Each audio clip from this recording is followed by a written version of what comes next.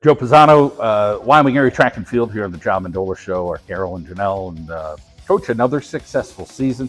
Let's talk about coaching great kids, because you always have some really quality student athletes, and that's the most pleasurable thing. But they're going places. They're going places, whether it's a D3, a D2, a D1. They're going places and they're making an impact at those places, and that's what you like to see. It is. So, our goal is we push to get all kids in sports, no matter what it is. And obviously, academics is first and athletics comes second. But we've been lucky enough with our program the past couple of years to have top level kids, both academically and athletically. But, we have 170 kids from 7th through 12th grade. And I don't attribute that to myself. I attribute it to all my coaches and our community. And we encourage the multi-sport athlete. It's tough at times because you have to work around everybody's schedules. And a lot of them think, because I'm the athletic director, that I can just switch every schedule. And obviously you can't. But, we work around the majority of the kids' schedules, and sometimes you just can't do anything. However, we try to make it as comfortable and as competitive as the kids can be. So we have Drew Marook going to Princeton. We have obviously Madeline Keating, our GOAT, as I like to say. She's our 4-time district champ this year, 4 golds. And I don't think that I've ever had anybody who put in the amount of time and it paid off. I mean, she was our sprinter from the time she was in 7th grade. She was the fastest girl in the district, and me and Coach Lombardo fought over her when she hurt her knee, and she came back, and we started putting her in more distance stuff because we didn't want to do anything. And then once she started running the times that she did, Coach Lombardo and me fought every day, and she's like my daughter. Love her to death. And we just figure out who we have and what we do, and we do it weekly. So sometimes we argue about who's going to be put in what events, but works out when we have her going to Mississippi State. We have the other seniors is Bianca, who's a multi-sport. She's a multi-event person. I make her do the long jump. I make her throw the jab. I make her run relays. I can make her throw the shot put. She did in meets. She does the triple jump. So wherever we need points, going through, she does that. And obviously, she's going to Michigan State, first week of July for field hockey. Then we brought Joey Maranka, is our shot putter, finished second in the district. And he's another one, football player. Ran track early, then played lacrosse, and he started on the lacrosse team, played last night. And the night before, he was second in the shot put in the district. So, and he's going to Lehigh to play football. Smart kid, academically great, and it pays off. But like you said, athletics and academics are all part of the Wyoming area tradition. And, I don't think that we would succeed if everybody didn't work hand in hand. And Coach Fonte is our field coach. He's like the javelin master, so to speak.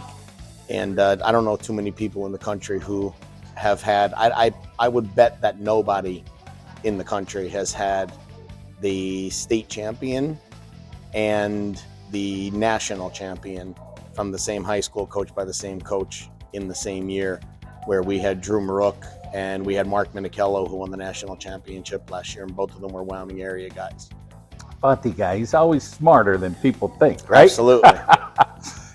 Changing over a sprinter to a long distance, that's like 1 out of 100 maybe, that you have the success that she has had. But that heart, that drive, that work ethic, you can just see it in her eyes when you talk to her. Yeah, absolutely. She's a competitor. I mean, listen, if it's playing cards, she wants to win. If it's texting, she wants to win.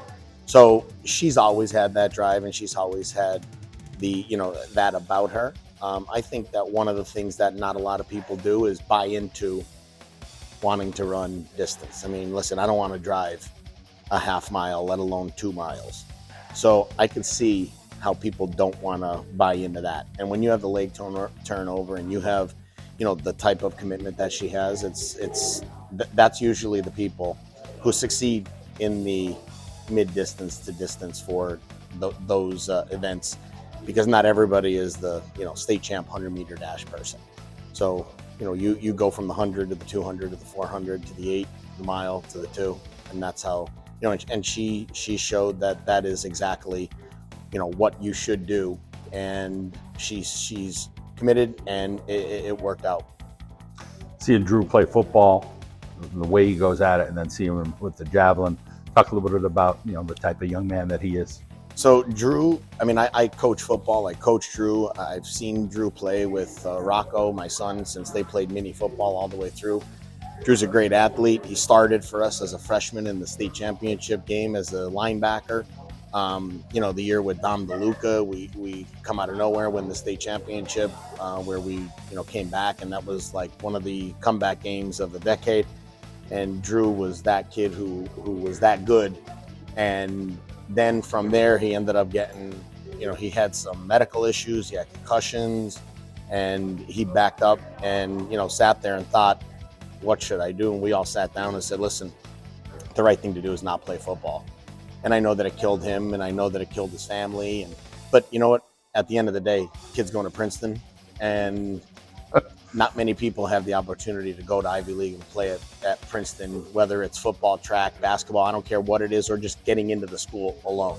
So, when we talked, he had a bunch of different offers, and he had a bunch of schools involved, and, he had visits set up to Baylor, Stanford, and we ended up just, once Princeton came through, I just sat down with him. I said, listen, you can't, you can't turn away this opportunity. So he made the decision, and from there he just focused on the javelin, and he's having a great year and a great season.